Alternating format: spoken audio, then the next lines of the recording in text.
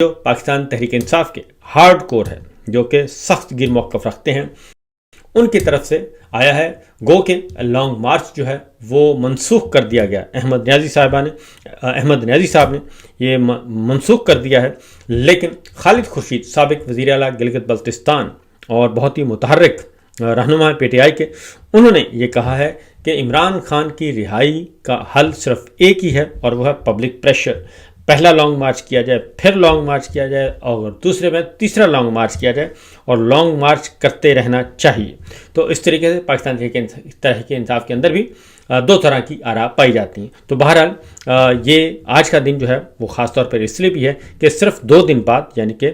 کل نہیں پرسوں 7 تاریخ کو اسلام آباد ہائی کورٹ میں عمران خان صاحب اور بشرا بی بی کا کیس بھی لگا دیا گیا ہے۔ القادر ٹرسٹ میں اپیلوں کا معاملہ جو ہے وہ آ گیا ہے، اور مرکزی اپیلیں سنی جائیں گی۔ القادر ٹرسٹ کیس میں ایک کارڈ آفر کیا گیا ہے عمران خان صاحب کو خاص طور پہ، اور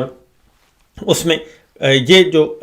خاص طور کل خبر آئی کہ عمران خان صاحب کی درخواستیں خارج کر دیں کہ آپ کو ہم سزا معطلی کی طرف نہیں جائیں گے بلکہ مرکزی اپیلیں سنیں گے۔ تو یہ ایک طرح کا عمران خان صاحب کو ایک پتہ کھیلا ہے گورنمنٹ نے، اور خاص طور پہ فیلڈ مارشل صاحب نے، کہ جناب آئیں، اور یہ کھیلا گیا ہے جسٹس سرفراز ڈوگر صاحب کی ذریعے سے،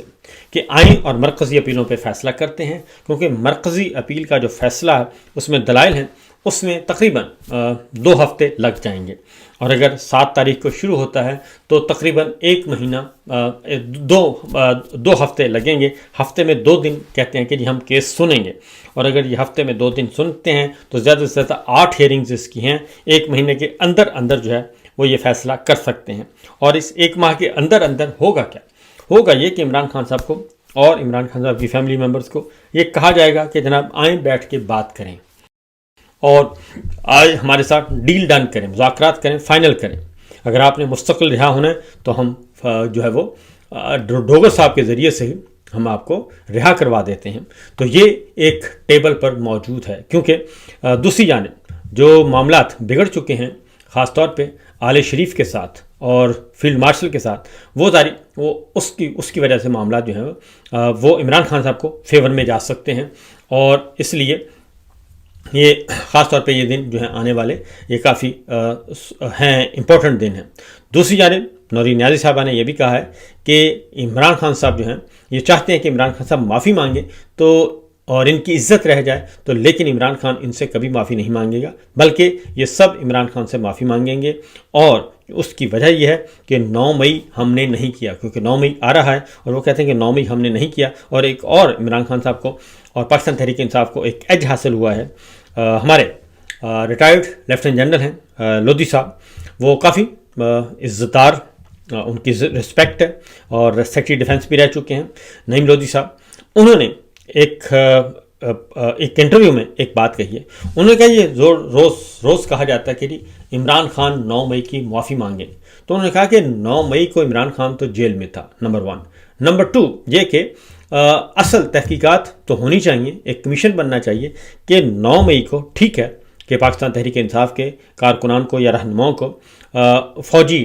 تنصیبات کی طرف نہیں جانا چاہیے تھا، لیکن اس کی تحقیقات ہونی چاہیے کہ 9 مئی کو